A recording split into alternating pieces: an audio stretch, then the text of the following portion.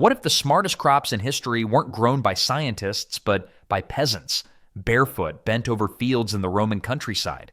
Before refrigeration, before imported spices, before the word superfood ever existed, poor Roman farmers relied on a different kind of intelligence. Grow what doesn't quit. What feeds you in drought? What keeps growing after the empire forgets your name? These weren't luxury ingredients. They didn't make it into marble banquet halls, but they built bodies. They healed guts. They fed cities. And today, they're still present in our diets, but they've lost their original identity. You've tasted them. You've bought them, but you've probably never seen them like this. These are 10 vegetables Roman peasants grew, and why they need to come back. If there was one vegetable Roman peasants could rely on, it was cabbage. Cato the Elder called it the best of all vegetables. Not because it was exotic or elite, but because it grew fast, kept well, and healed the body. In a world without cold storage or imported grains, cabbage was a survival crop. It thrived in backyard plots, even in poor soil. Its leaves could be eaten raw, stewed, salted, or wrapped around meat and grain. For peasants, it was medicine too. Boiled cabbage leaves were pressed onto wounds. Cabbage juice was used to settle the stomach, and some Romans swore it cured hangovers. Pliny the Elder even recommended cabbage for dozens of ailments, from infections to fatigue. But more than its uses, cabbage was trusted because it showed up year after year. It didn't bolt easily, didn't demand precise conditions, and unlike fruit or fish, it didn't spoil fast.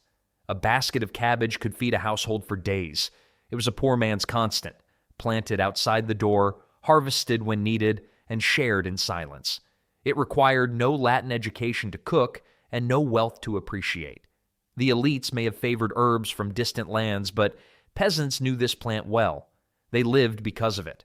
Over time, it became a shapeshifter, a base ingredient that adapted to every culture it touched.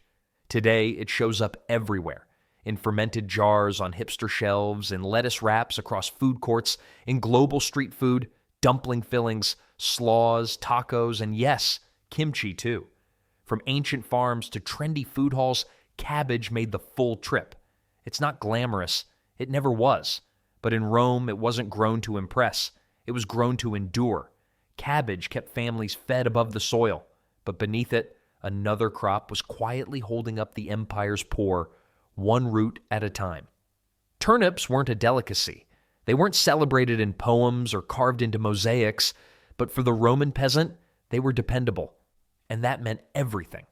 Grown in coarse, rocky soil where delicate crops failed, turnips didn't ask for much.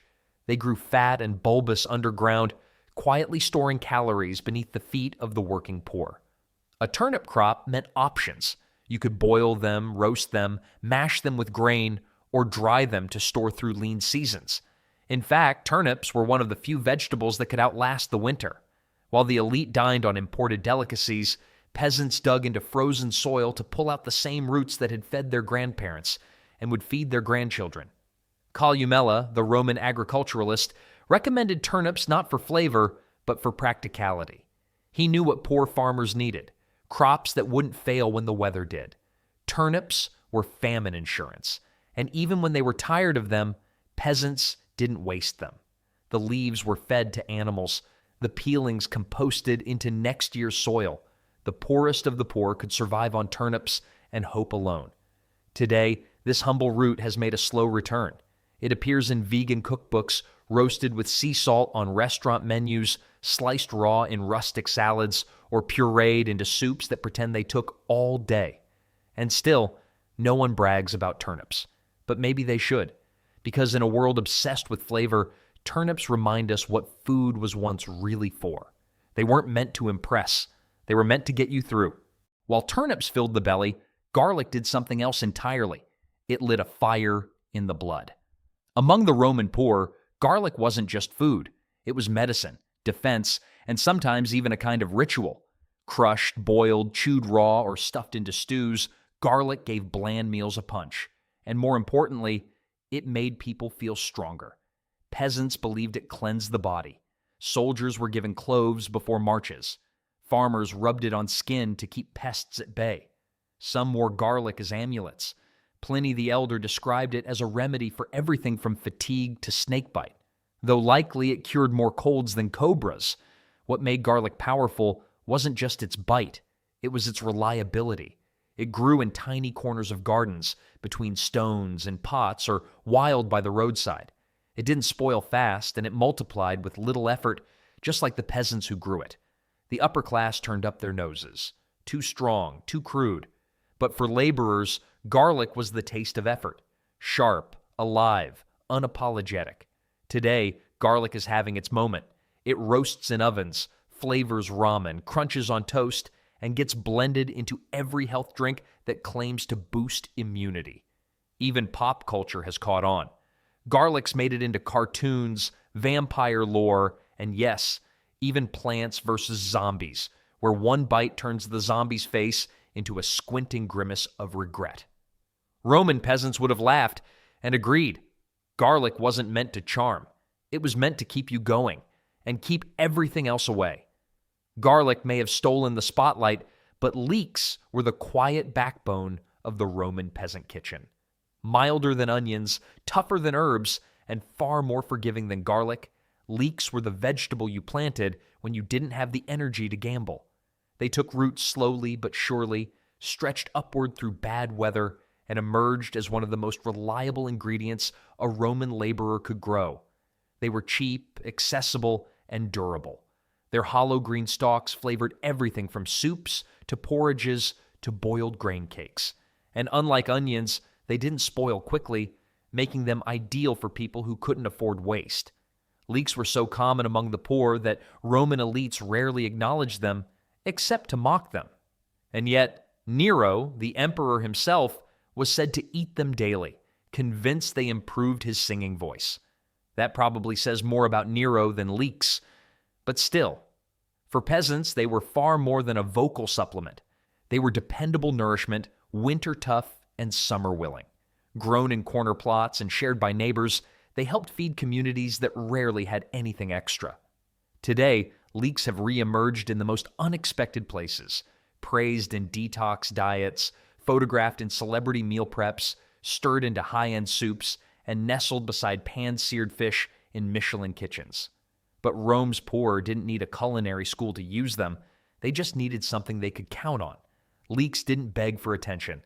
They just kept growing. If leeks were the quiet backbone of the Roman peasant kitchen, onions were its beating heart, pungent, cheap, and always on hand. Roman peasants didn't have time for complicated ingredients. They needed crops that could grow in poor soil, store for months, and flavor whatever scraps they had left. Onions did all three, and they did it without complaint. Columella wrote of onions as essential to the working class diet. They could be strung up and hung from rafters, carried in satchels during field labor, or tossed into boiling pots to turn bland grain or beans into something warm, familiar, and surprisingly rich. Unlike meat, which was rare and expensive, onions were available year-round. They didn't rot quickly, and they didn't demand preservation, perfect for a household without an ice house or pantry. The wealthy rarely talked about onions, not because they didn't eat them, but because they weren't worth bragging about. They were too ordinary, too humble, too common. And yet today, onions are in everything. They're the base note in nearly every cuisine on earth. Sautéed in butter, blended into sauces, fried, pickled, fermented, they show up silently and make everything better. You'll find them on burger chains and bento boxes, in curries and casseroles, but you'll rarely hear anyone say, "This dish is amazing because of the onion." Maybe that's the point. Roman peasants didn't grow onions to impress. They grew them because they made the rest of life taste bearable. Onions gave the Roman peasant flavor, but carrots gave them calories, and that mattered more. The carrots known to ancient Romans weren't the vibrant orange roots we see today. They were white, purple, or pale yellow, earthy, fibrous, and often gnarly in shape. But what they lacked in beauty, they made up for in staying power. Carrots could grow in tough soils, store well through the winter, and be eaten raw or cooked, sweet or savory. They were grated into porridge, boiled in stews, or baked beneath ash in the hearth. They didn't demand perfect rows or fancy tools, just time and space to dig in. Pliny the Elder referred to them as pastinaka, a term that sometimes also referred to parsnips, but their use was clear.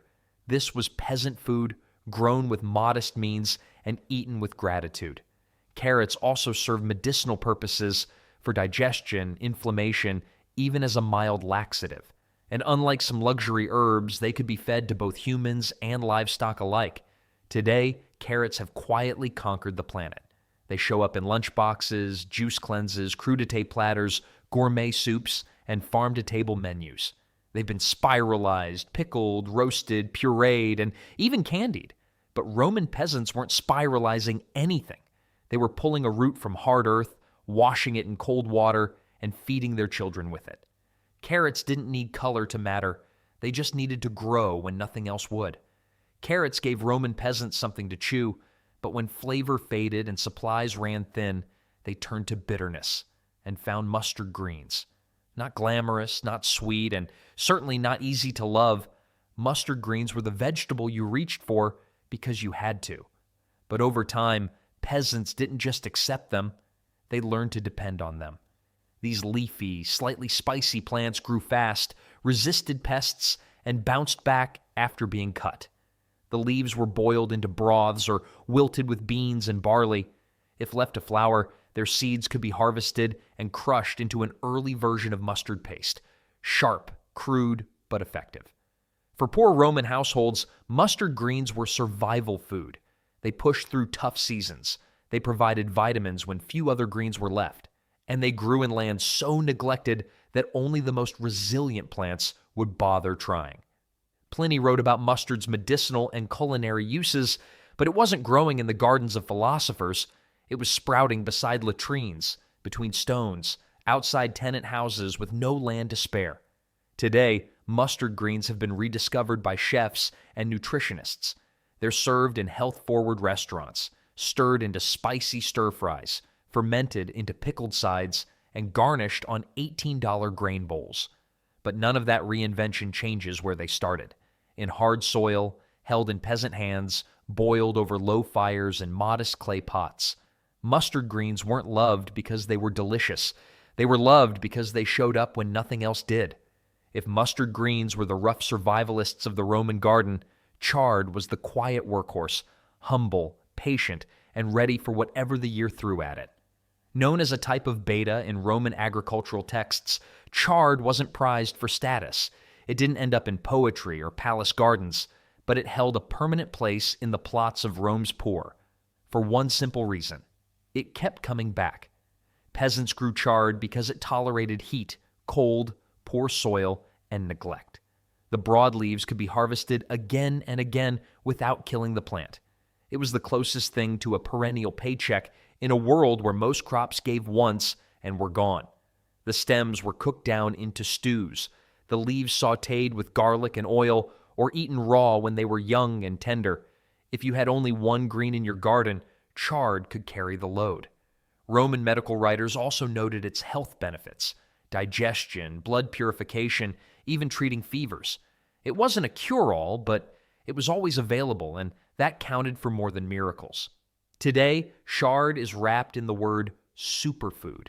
It's blended into smoothies, layered in wellness bowls, sautéed next to quinoa, and labeled with names it never asked for.